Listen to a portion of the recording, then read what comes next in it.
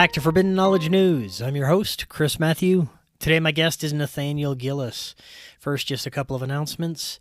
If you'd like to help with a donation for our film fundraiser, please use one of those links right in the description. You can also watch the Forbidden documentary, Occult Louisiana, available on Tubi and many other streaming platforms. Get yourself a Rokfin premium membership at rokfin.com/FKN+. You'll get access to all our premium content and all the premium content from every creator on Rokfin. Finally, download our episodes directly through Spreaker if you listen through any audio podcast platform. Today I want to welcome back to the show Nathaniel Gillis. He is a demonologist and author. After living in a haunted house, he spent 20 years researching what it was he encountered. He has sought to redefine the nature of haunting phenomena, ghosts, and high strangeness. Nathaniel, welcome back. How you doing? It's good to be here, my man. It's always good to be on the show. It's been a while, but I'm thankful to be on with you and to discuss this important research. Yeah, man, it has been a while. It's been getting weird, as we were just discussing. And today we're going to get into what we see as paranormal activity may be an overarching intelligence attempting to alter our individual and collective perception. After years of interviewing contactees, abductees, and experiencers of many types of paranormal activity, it only brought me more questions than answers. I've seen a very dark side, and I've come to understand that we live in a multi-layered realm with intelligences or an intelligence that communicates in many different ways. Now, there's a lot to get into with this, but before we do, it's like you said, it's been a little while. Remind the audience a little bit about yourself and your work. So, well, obviously, as you've already deduced, my name is Nathaniel Gillis, and I started my journey by living in a haunted house as a kid, and so I learned very quickly that whatever entity I was encountering was mutating in its pathology. It wasn't just demonstrating a single archetype, but it was going through a plethora of them. And I had to make a decision. Was I going to interpret the data as a singular intelligence, or was I going to actually believe that this was a ghost, an alien, and then just go down the entire list of phenomena there? But that was my very first encounter with whatever this is. And then the older I became, the more interested I was in demonology. Not as a practice, not demonolatry, but researching malevolent entities throughout history. And so I'm primarily known as a demonologist. That's mainly because I went on a program with millions of subscribers and listeners. And they were like, hey, Nathaniel, demonologist. And so from that point on, everybody's like, okay. So it was kind of like before I even had an opportunity to brand myself, right? That was thrown out there. So my work now is kind of another branch, actually not even the branch, the tree of which demonology is a part of, and that would be phenomenology, our interpretation of reality, and the various cognitive interfaces employed by the phenomenon. So that's where I'm at as it sits. Excellent. Great introduction. Let's start with going over some of the evidence that you've collected over the years that points to the possibility that this is not only something that we've been presented in different ways that we have a complete misunderstanding of, but may be a singular intelligence communicating in different ways to different individuals. Well, for one thing, and this is just some of the newest research here lately, is that after UFO abductions, people are experiencing haunting phenomena, sometimes even possessions. Right now, there's a parapsychological group in Germany who are contacting extraterrestrials by virtue of necromancy. And so, at least, right, I see the head shake, brother. At least some of what we're dealing with is masquerading as something other. And after looking at these case studies, I'm talking about copious amounts of them, I started realizing that whatever we're dealing with, regardless of the archetypal presence, it seems to me that they all know the same things. They can manifest in the same manner, and their pathologies and sexual pathologies are the very same. And so, regardless of what we call them through history, regardless of what kind of culture you are brought up in, at the end of the day, the secretions they're harvesting, the excretions they're sourcing from our species, and the way they're employing them through ritual magic, all the same.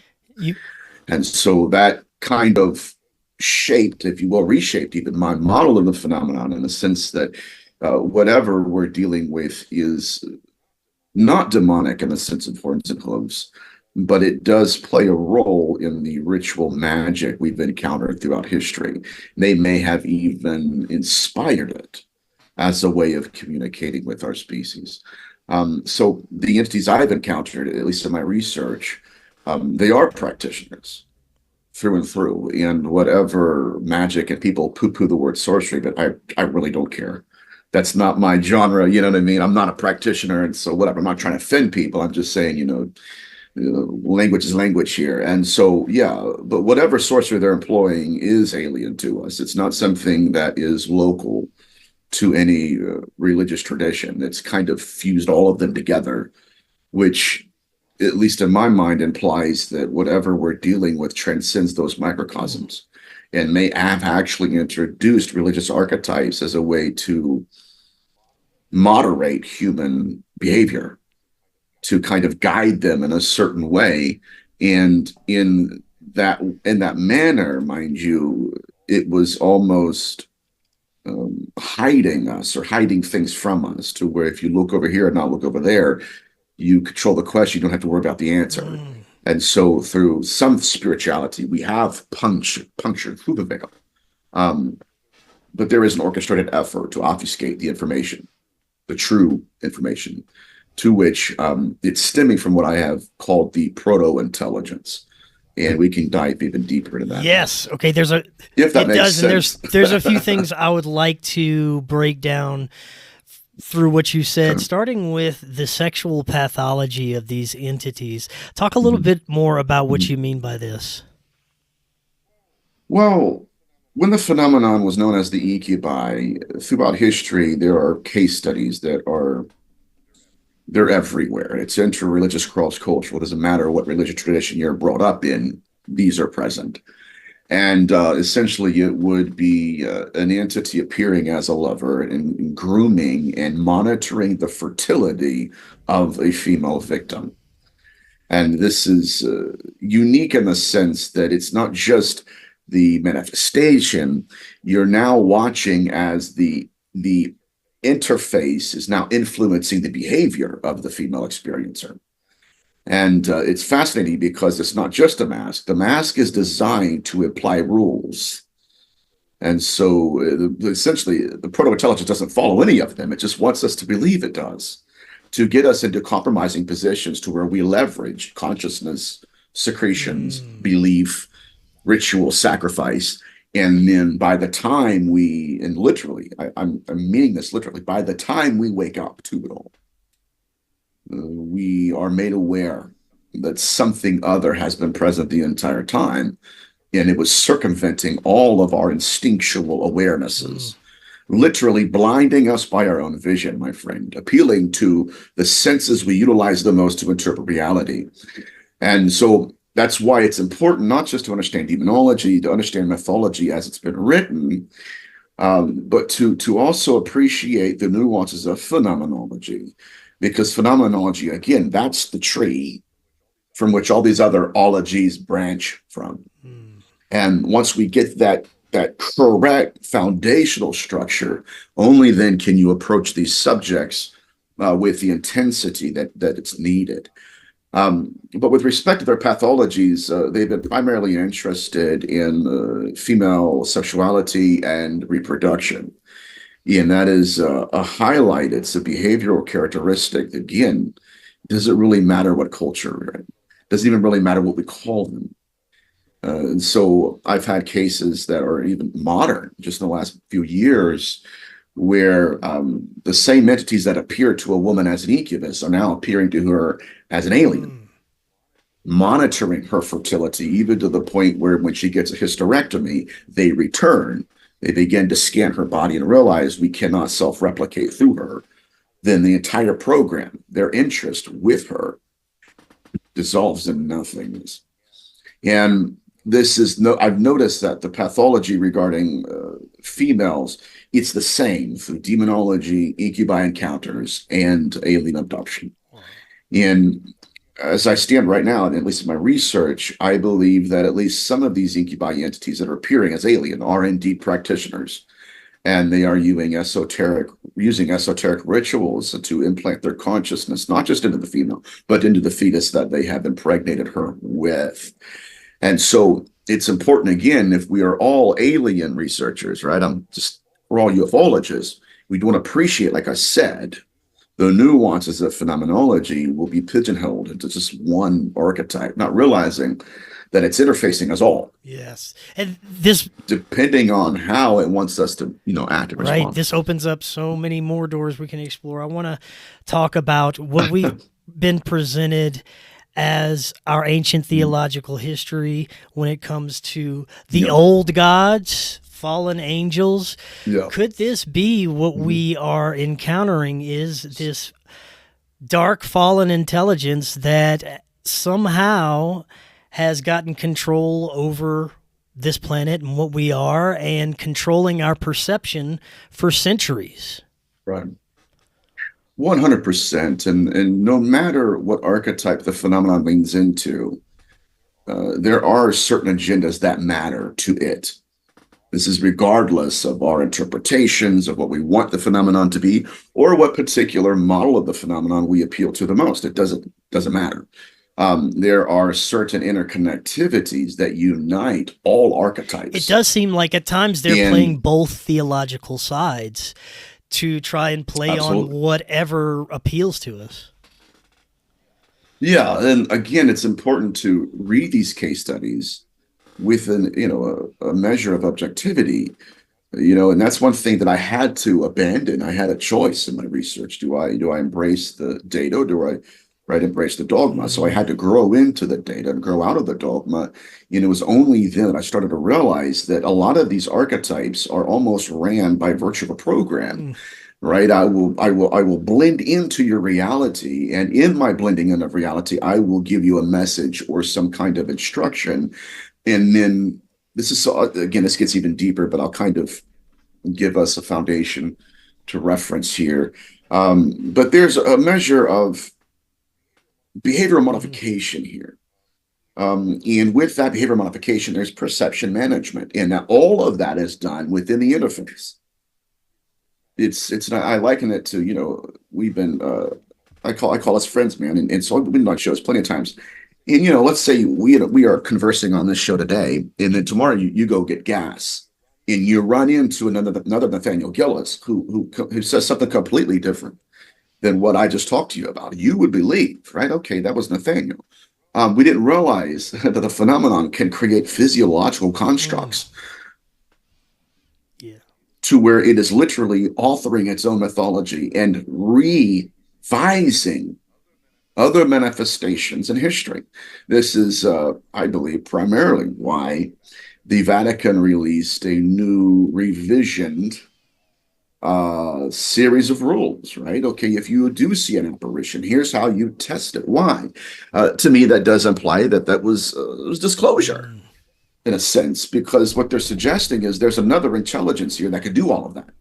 And we have to arm the masses with the ability to see beyond the masquerade. And so, at least to my research right now, to my knowledge, it is this interface that it's not true, it's not real, it's merely an archetypal presence designed to get us to do what they want us to do. Now, during this time, collectively, we tend to look at things through a technological lens because that's the era that we're in. And you mentioned that this seems to act sort of like a program, sort of like an artificial intelligence to regulate us in different ways. And you look at what we're doing as a species now, we are creating this regulatory artificial intelligence system to try and keep us in certain boxes and regulate what we are as human beings. So it seems like whatever this force is leading us to essentially be the same thing that this is. Yes. And so in a way, these archetypes are in fact programs who have their own limitations, right? And what's fascinating to me is that I've actually caught the phenomenon where it's unable to improvise because it's unable to compute more in the program. So, early on in my research, I was studying demonology, and there were case studies that I've actually been a part of, right? We were testing the phenomenon. Okay, are you a demon? If you are a demon, right, you're baiting it. Okay, oh yeah, I'm a demon. Okay, then respond like a demon. And what I noticed is that it would be predicated on the literacy of the experiencer. If the experiencer was a scholar of the ancient Near East, it would not manifest as Jesus, because there was a limit to how much knowledge that program had. It was only as knowledgeable as the archetype. Beyond that, it did not know how to operate. And so sometimes I would catch the phenomenon where there was a paradox where the archetype did not add up to the other manifestations in the home. And so researchers, which is fascinating, because now you're looking at the archetype and the proto-intelligence wearing it. Right. And this is transcending the archetype. And so you have this it's fascinating. It's a fascinating paradigm. But essentially what was occurring is we had researchers going into hauntings and saying, okay, these are horns and hooves. I'm going to apply, right? Okay, I'm going to apply the demonic archetype. And then they would engage with this entity, and the entity would play into the illiteracy sometimes of the experiencer. How much do you know about the demonic? Well, my knowledge of the demonic only goes this far. Okay, well, that's about the limitations of my program. And so there are some cases where even when they would call in a Catholic priest, the Catholic priest would entertain that model. And then by the time they realized what was going on, the phenomenon, like in one case study, a priest had taken a vial of water, holy water, put it in the room with the most haunting activity. And the phenomenon had siphoned the water down to nothing. See, we've got to pay close attention to the methodologies and the manifestations here. If it was a demon, why is it transcending the model? Because what we're looking at, again, is an entity wearing a program as a mask. And that at any time, again, it's designed to transcend it at a certain point. So in a way, we are being baited by interfaces, and it's no different, my friend, than the incubi literature and succubi literature for that matter, where the phenomenon would don the mask of a loved one or a lover, and then it was only until the agenda was accomplished that program was scratched. And now it really doesn't matter if you know. Well, it seems like dogma has been severely limiting our understanding of what has been happening. There we go. It seems intentional as well. They've weaponized dogma, weaponized it, and it's a demonstrative threat to our species because it's literally a room full of mirrors. This is why, like in Hebrew mysticism, I think they knew a lot about this stuff. I mean, the Hebrew word for mirror means illusion, because they realized if something mirrors you, it's not real. It's a projection. It's literally conforming to the belief system. And we've seen this nuance, not just in hauntology, parapsychology, but even in the Skinwalker Ranch, where the researchers show up and the phenomenon turns reflective. And so it's in its reflective nature that we start to see beyond the mask. It's reflective because it's deflective. It's not reflecting because it's a part of our dogma. It's reflecting because it's evading us. And it's not up until we start deconstructing the archetypes that we look at the behavioral patterns and we see that it appears that if it's not a singular intelligence, it's a singular species that has been creating physiological constructs in order to deceive us. Where we could have one intelligence walk into a room, next thing you know, it's an apparition, or it's an alien walking through a wall, or dare I say, it's a UAP in the sky.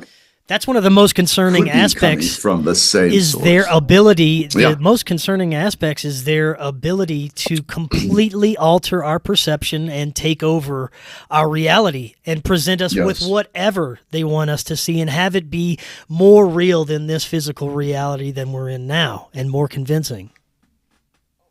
Oh, absolutely. And they've been known to trigger by location. Just literally laying eyes on them has the ability, and this is, I still don't know if this is caused by just an illusion, but trigger by location in the sense that, okay, I see it. Next thing I know, I'm in two places at once. And I'm not only in two places at once. It's not like, okay, I'm thinking of it, I'm in a dream or a nightmare. No, I'm witnessed as leaving my body. So if we were to be honest about the data set we are researching, there is no correct model other than that there isn't. It can do whatever it wants to do. And so the only option I have at this point is to look at case studies and to see the ways it has influenced the experience. And in doing that, I have, thankfully, at least I think so, have been able to create a kind of archive of behavioral patterns to where we can see beyond the archetype and say, okay, yeah, I see what you're wanting me to see, but what are you doing? And that does include some seriously disturbing factors. I mean, one is it's not just manifesting to the experiencer, but it's also going through the experiencer and influencing their perception of the entity. Well, it's not just that I'm wanting you to believe I am your deceased grandfather. I'm going to manifest to and manifest through. Now I'm going to influence your emotions to where I'm going to cause you to believe in the image I am projecting. Seriously disturbing stuff. So I talked with David Icke the other day about this very thing, and he presented some very concerning possibilities about what we're dealing with, why we are kept here, and if we are being recycled essentially through a reincarnation loop and being kept here intentionally. He has some pretty disturbing thoughts about the afterlife in general, that these entities may even be in control of our immediate afterlife and not allowing us to ascend to whatever's next. We're being presented with these Archonic guides that give us life reviews and force us back into this so that they can continue to feed on whatever energy we put out there. I'd love to get your thoughts on that. Well, there does seem to be a control mechanism in place that's clinical. It's not extremely sympathetic or empathetic with our species. It is self-serving, and it is possible that it is utilizing all of our blind spots because it designed them. Or at the very least, it's knowledgeable of them and knows to go left, right, to lead us right and go left, and to manipulate us almost on a spiritual level. And I have evidence right now that at least some of what they're doing is spiritual. I mean, if we're looking at the anomalies with skin scarification, there's evidence to suggest that some of these out-of-body experiences are actually influencing these anomalies. I mean, I had a case study a long time ago now, not a long time ago, but years ago. It's the remote viewer case study of mine where it was only after he was placed back into his body that the entities who were in fact practitioners were inhuman, but practitioners nonetheless. But they had done something to him out of body that manifested subdermally from underneath the skin to the surface. So if we take that into consideration, we compare it and contrast it even to other case studies I have with a woman, a mother and her daughter who were experiencing a malevolent haunting. And they said that whatever entity was present was attacking them from a dimension they weren't even aware of. I mean, they would get the immediate feeling, the immediate sensation of skin burning. And then only after that, I have photographic evidence of this, where they would see scars manifesting from underneath the skin to the surface. Same activity. Even with some of the UFO abduction cases, specifically out-of-body cases, where the phenomenon will pluck them out of their own skin and do something to whatever that body constitutes, whatever that is. They do something to it. And then when they're placed back into their social skin, only then does their body begin to manifest whatever was done to that other astral, I don't know, body. And so the question is, are they, which is happening first, right? Are they influencing the soul that's happening to the body? Or vice versa? I think regardless of that conclusion, my point being, they have access to our species. And that kind of access they have, the kind of knowledge base they're pulling from, again, forget the archetypes. It doesn't matter. Demons know when people die. So do aliens. Aliens know it, right? Aliens reproduce through the womb. So do demons. So my point is, again, I don't think we're dealing with something purely demonic. I think that, right, it's another archetype. And so then if we go beyond that archetype, now I have to at least embrace and understand that whatever this intelligence is, it is so highly evolved that it is emaciating our species. Do you think that there is a lack of a loving aspect of this, that it's all to deceive us? You hear about miraculous healings. You hear about people who have these wonderful, beautiful encounters, and they lead them on a path in their life that they would have never imagined, a spiritual path, and it makes their existence here wonderful. They have these experiences that seem like they're highly beneficial for people. Do you think this is the same archetypal intelligence, just feeding off us in a different way? I can't say that each and every experience is that. However, there are some accounts where the phenomenon runs through these programs, stages, where it's a theatrical production, and it's almost like an archetype is assigned to your case, and so it interfaces through that archetype. For one case I know of, where the archetype being manifested was the guide, and so, okay, you're my guide, you're my guide, you're my guide, up until this individual started remembering his abduction accounts. And then the phenomenon, this is fascinating. This is how I know it's diversifying its identity. It's a singular intelligence masquerading as others.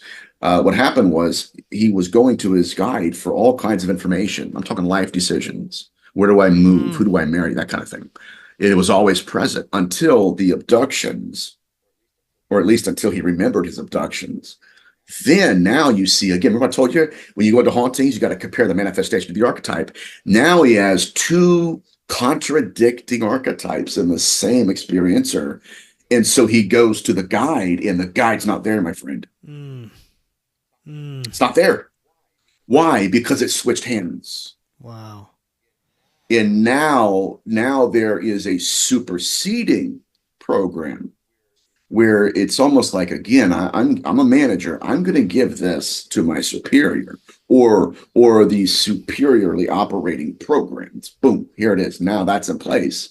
And so, and I've caught the phenomenon doing that. In addition to that, I've also caught the phenomenon where the abduction accounts are extremely negative, and then they go to the guide, and the guide begins to reinterpret. Huh. Interesting. They were doing it to you, for you. Yeah. And so what I have yet to encounter, and I reserve the right to change my mind, is a negative abduction encounter called out by a positive guide. Hey, listen, or at least share, like a guide sharing insights about the abductor. But there does seem to be a sharing of information.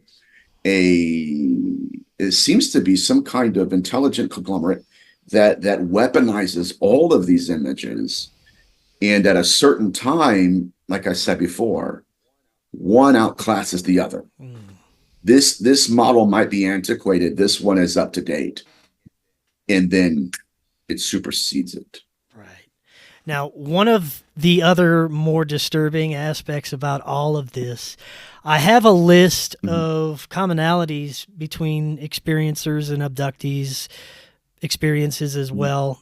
And on the top of my list, oddly enough, is childhood paranormal activity and military associations. This comes up very often, not so much with just your typical hauntings, but with people who have quote-unquote extraterrestrial encounters. They are often have military backgrounds. They often have childhood paranormal activity. And it makes me wonder what the connections are there, because you do hear very disturbing tales of military abductions, the military studying this. I've seen it firsthand when I went visit Skinwalker Ranch, the neighboring Space Wolf Research Center. The amount of interest in that land by the military, the Pentagon, aerospace companies, and billionaires is off the charts. There's something going on there. Right. There seems to be an attempt to weaponize and understand what's going on there. And I had enough strange experiences while I was there and after I left to understand that there is something very dark going on there. And I'd love to get your thoughts on the military aspects and connections with this.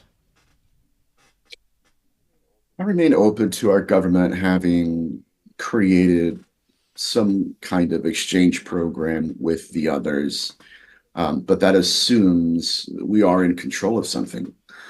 I mean, if we look at what we aren't in control of, I can tell you right now, we're not in control of our skies. We're not in control of our military personnel. I mean, just recently there was an account that came forward where one of our military officials was in his office. They had cameras. He was guarded. They knew he was in his office. Then he went missing. Out of his office. Abducted. So that, again, if we did have an exchange program, it would imply that we are in control of something, and that doesn't really... It seems more like we're being used and deceived on a very high level. Absolutely. And this just comes from my personal experience. I don't trust them. That's and people say, okay, well, they cut open a dog and they healed it. Yeah, but they still cut open a dog.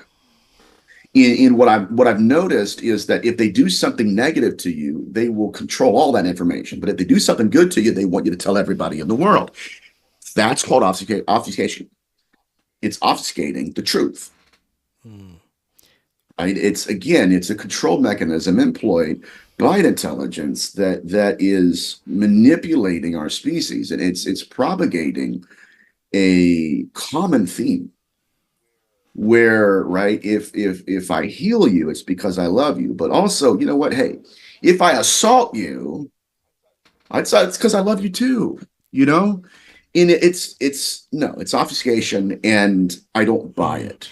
Well, that brings us to the other outlook as what's going on, is that we're going through an evolutionary process by a higher intelligence that is attempting to guide us through polarities of light and dark so that we understand that we don't want to interact with the dark side of nature and that we are to gravitate to the light side, and that the evidence of this is everything that's happened over the past few years, the mass awakening, the fact that we're becoming aware of a fundamental deception in our reality, a fundamental problem, a fundamental problem with our ruling class. So we're starting to become aware of these things, and many wonder if the reason for that is because it's a forced tough love evolution for us to reject that intelligence eventually and live for ourselves. What do you think about that?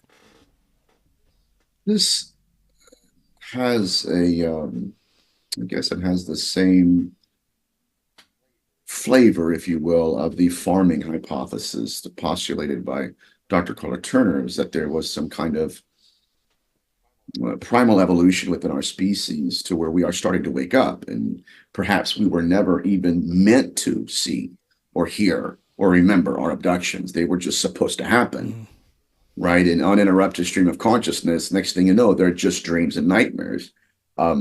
And so, Dr. Carla Turner postulated that it's because we are evolving, literally and figuratively waking up, if you will, from the dream. And now we're starting to ask the right questions. But again, I've noticed that the phenomenon is in control of much of the field, even.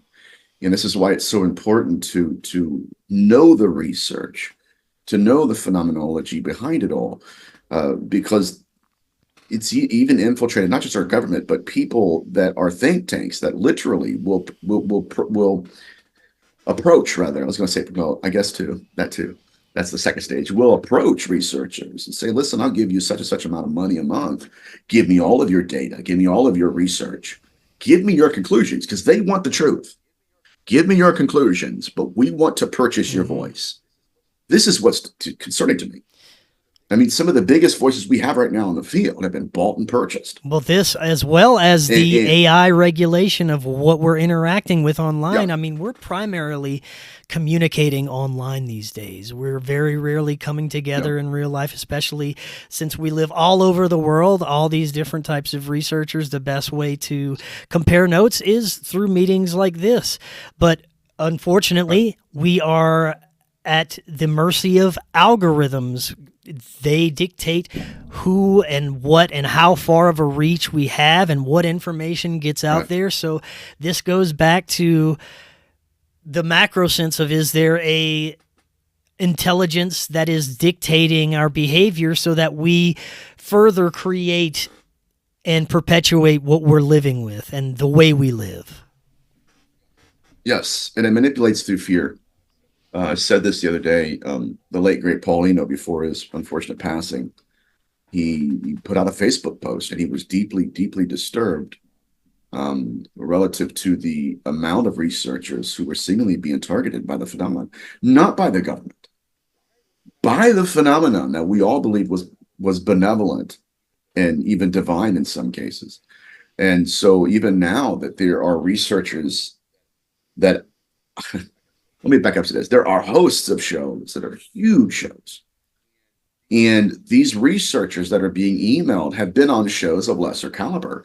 And these, to where it's like, okay, there's no reason why you wouldn't be on this show. I've been interviewed everybody else that you're friends with, and they've declined, to where they've spent years and years, right, broadcasting their research. Next thing you know, they don't want to be on the biggest, the smallest. They don't want to be on anything talking about this subject. And the reason behind it is startling. I've lost too many friends, too many scientists of us. What do you mean? The phenomenon picks off people who thin the veil. And that does not speak of love and light. That speaks of a controlled narrative designed to preserve the archetype it's wanting us to believe in. And this is what I'm talking about.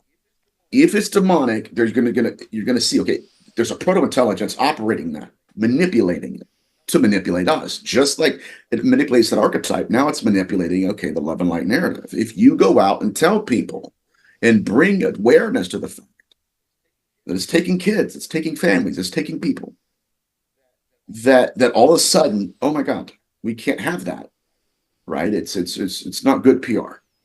And so then it starts to push back. And I've noticed this, and some of my colleagues think, where, especially with demonology, if you study demonology, it's almost like you're starting to notice some of the darker aspects of its character. I'm not talking about, like, again, source or proto. I'm just talking about behavioral patterns that are interreligious, cross-cultural. It's the dark side. I don't want you to know that about me. I want to be known as this and get away with all the other stuff. Well, so that's absolutely apparent. Talk a little bit more about this proto-intelligence. This is also something that we look at if any of us have grown up with any types of theological beliefs, and we're presented with this idea that what we understand as God or source is really a negative, manipulative type of intelligence. That's a tough one to swallow. And I'd love to get your thoughts on that. And is there anything... Do you believe there is something loving outside of that, maybe that even sanctioned this whole thing? Who knows? Yeah, well, this gets into the religious dilemma. And I've had these similar conversations with some of the religious. I'm not as a religious demonologist. I get it. So, but I've had the same conversations with people that are stuck to that model of the phenomenon. Why isn't God doing anything? I mean, And there's another narrative being pushed. Well, you didn't call them the right name, or when you did, you didn't believe enough. Yeah. And I'm like, okay, that's cute, but it's not real research, in my opinion, because now you're just punishing the victim. Yes. And so, again, this is when you're dealing with the archetype. It's Jesus until it's not. And, right. And then, right, next thing you know, it's doing something that Jesus would have never done. And so, if anything, it's possible the phenomenon has manifested as religious figures that were never real to begin with, right? Or at least used that religious voice to shape humanity and our geopolitics. But in terms of a singular intelligence and what I call the proto-intelligence, I'm not suggesting that there isn't another entity out there. I'm saying that at least the negative phenomenon, in the practitioners I've encountered, they seem to be interconnected.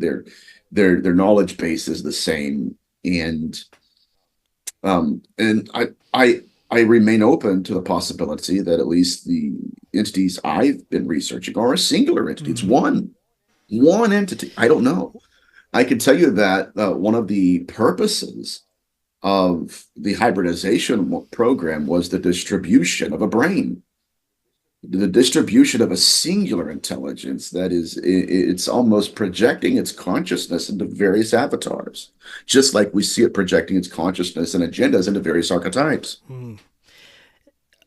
And so we've seen this as well with the Rendlesham Forest case study.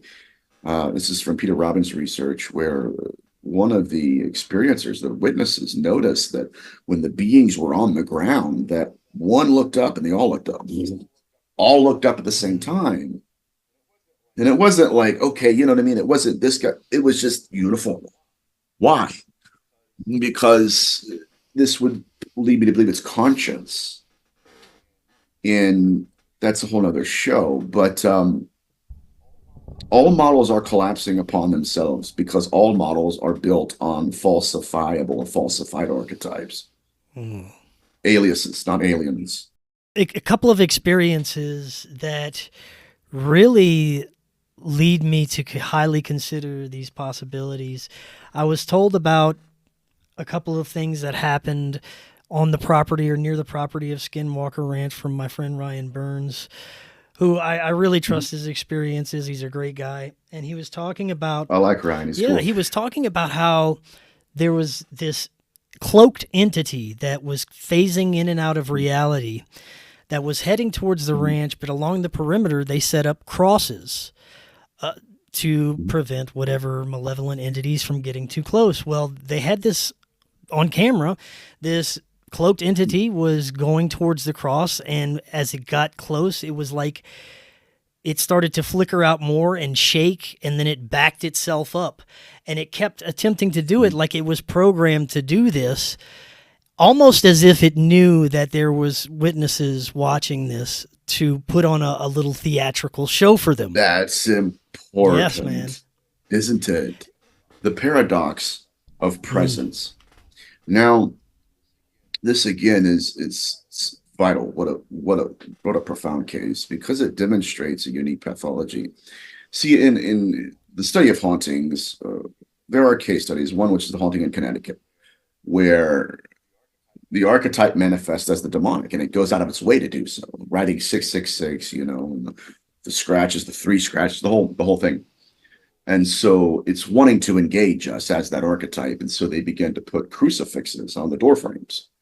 Specifically on, again, the most haunted room in the house. And so they're thinking, right, oh my God, I've got to engage it with it. Oh, that's great. Okay, now we've got it boxed in. Yeah, the next day they woke up and the entity's in the room because it took the crucifix and threw it on the ground. What I say, the paradox of presence. The archetype is not fitting the proto-intelligence. So again, it's, here we go. We're good. Yeah, okay, by the way, here I am. So this is, if you guys look at my lecture on UAM and TV, I gave it back in February in the UK. I talk about a singular intelligence, and I use the kind of the story, I guess I should say, of the Iranian spider-tailed viper, who in its evolution realized that all of its contemporaries are out, other snakes are out in the wild underneath the sun, sometimes at night, and they're feeding on prey, but they're also exposing their own vulnerabilities. This is the necessity of the archetype. And so what it has developed throughout history is a tail that looks identical to a spider. Identical. Now, the spider just so happens to be what it's hunting. This is going to blow your mind. Not just that, the spider happens to be what its prey is hunting.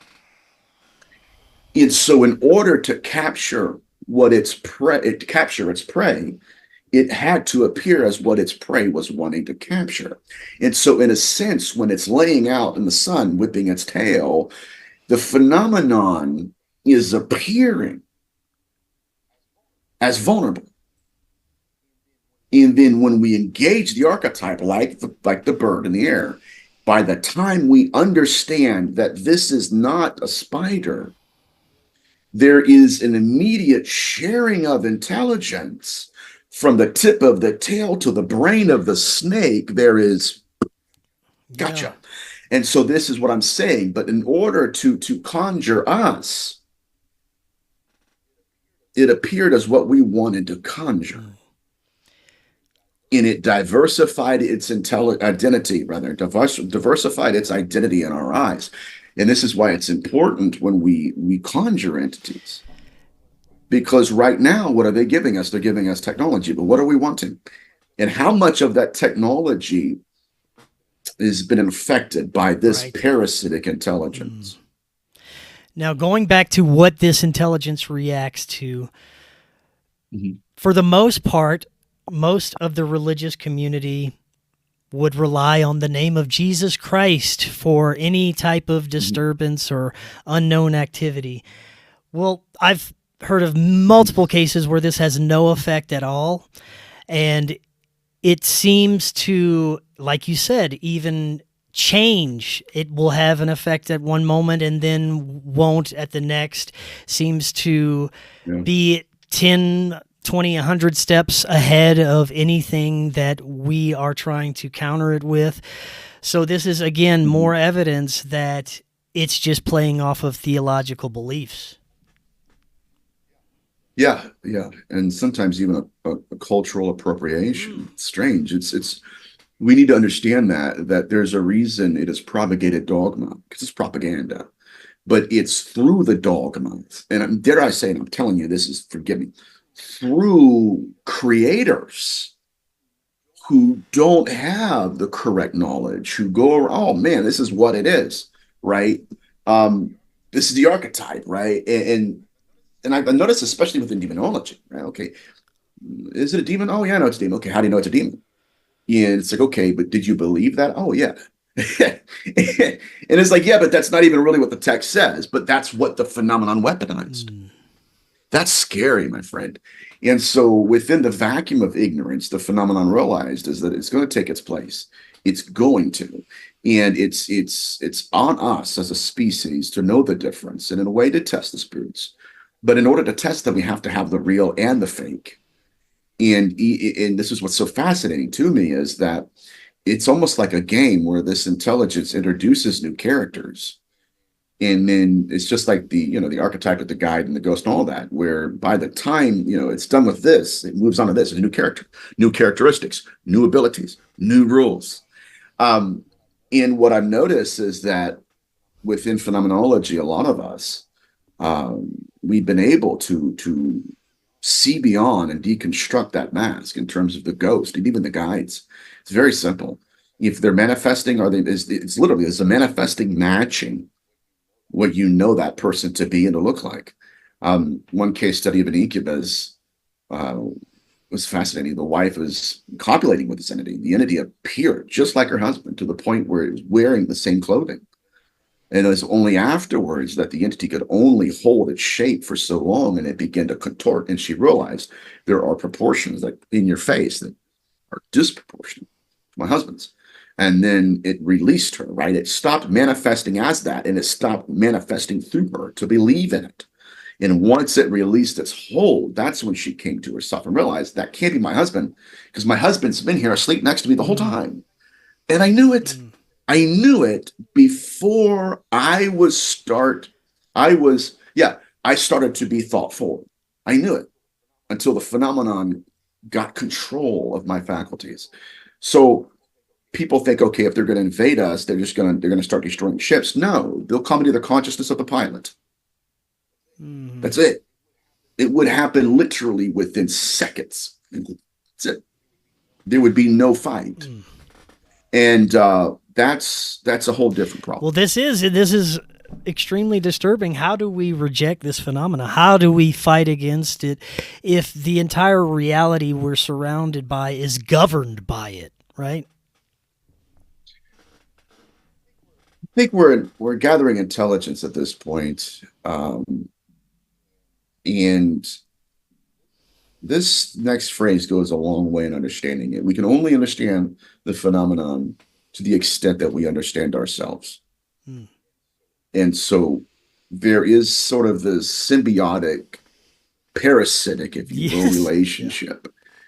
And it is symbiotic in the sense that it's co-evolving, and it's evolving according to our awareness of it. And that is it's genius when you think about it, because it stays 2 or 3 steps ahead of us. By the time we get to where it was, it's already evolved beyond. And so what we would have to do is think outside of the box and start coloring outside of the lines to where, if we would have never thought of this, that's what we should think of, because we have to escape this matrix that the phenomenon, and I'm not talking literally, but I'm figuratively, that it's created. And what that means is scrapping all models, looking at the raw data set and saying, okay, regardless of bias, is it possible this isn't even extraterrestrial? Right? Is it possible that it's weaponized consciousness, that consciousness is creating parts of its existence?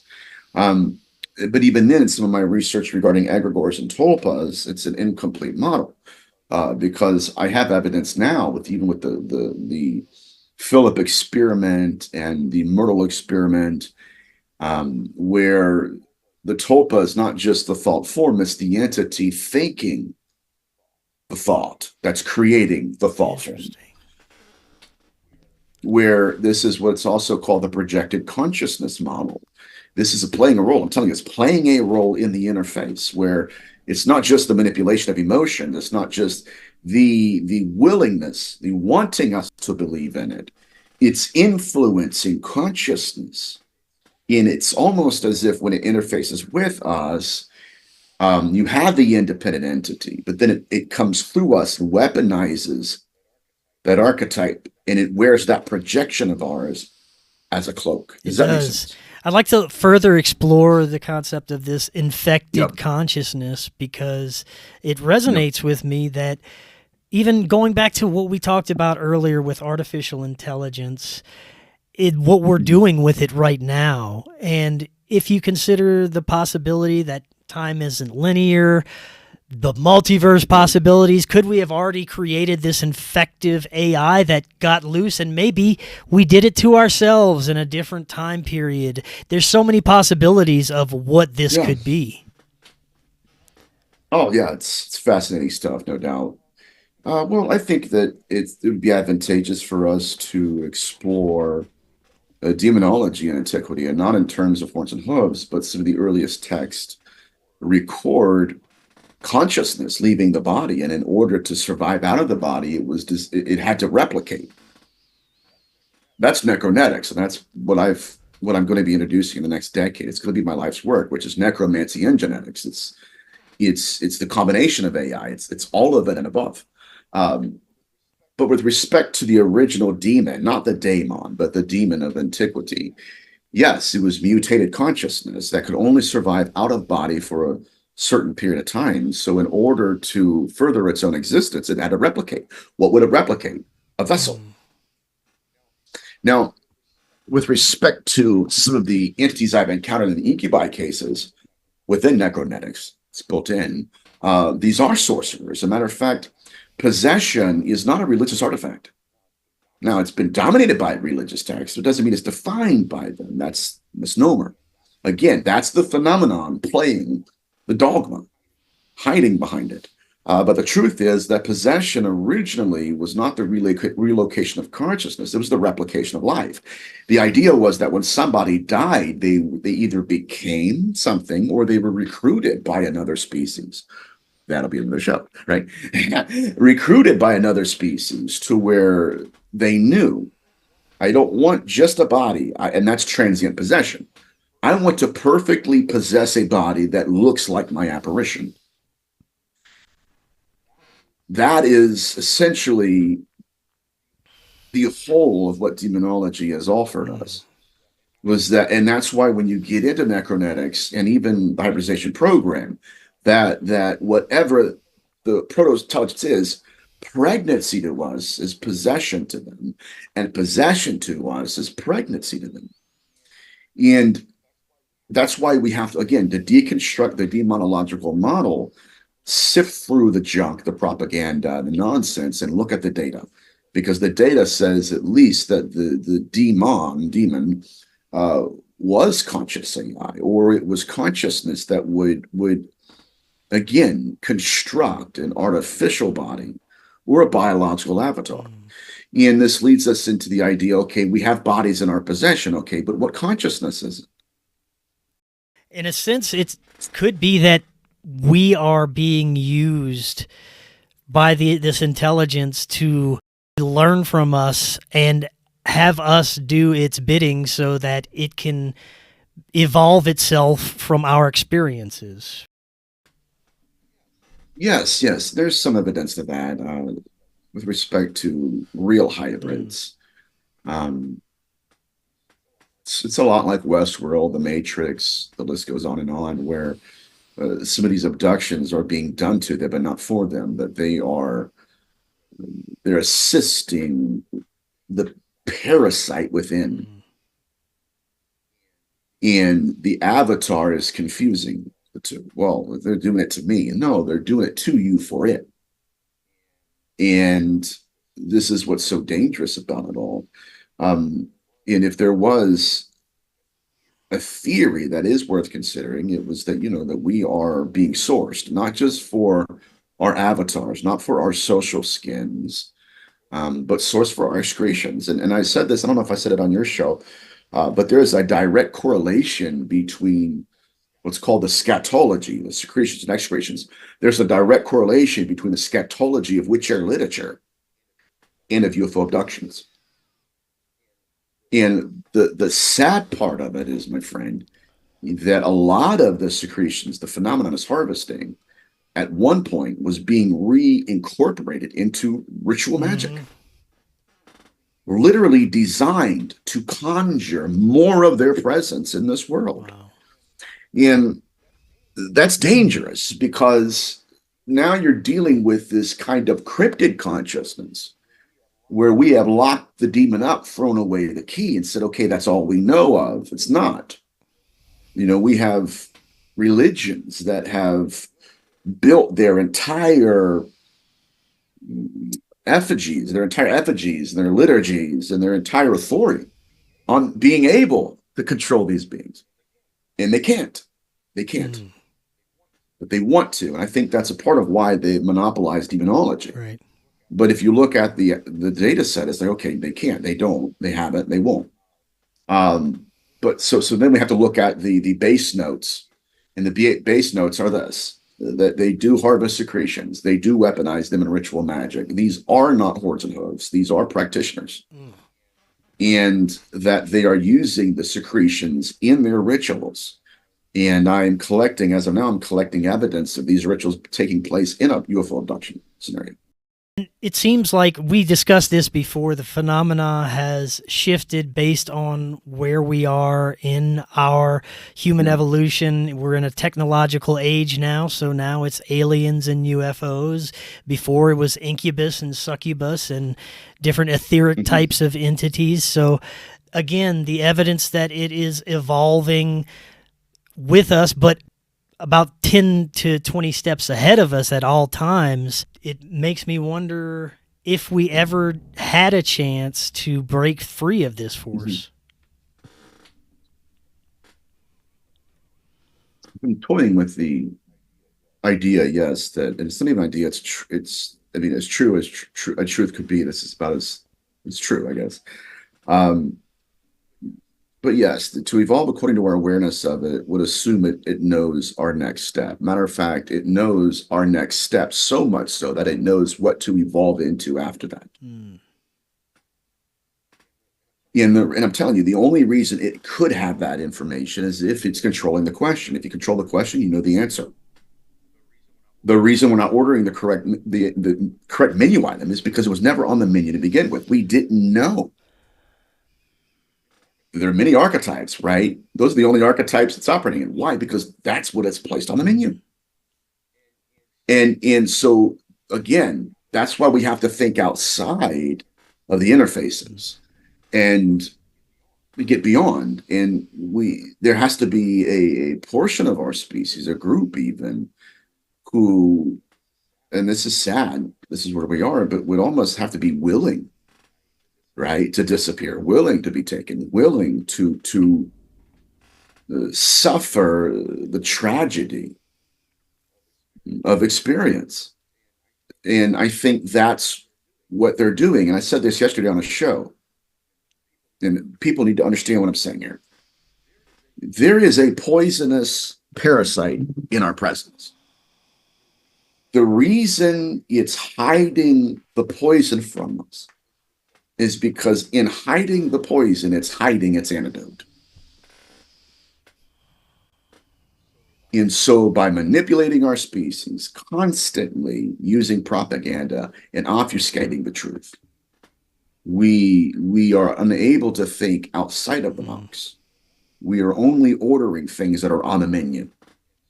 And so I don't know where that leaves us. I just think that the research is going to be more expensive now than ever. Right on. Yeah, as it gets more and more complex, the more you learn about this stuff.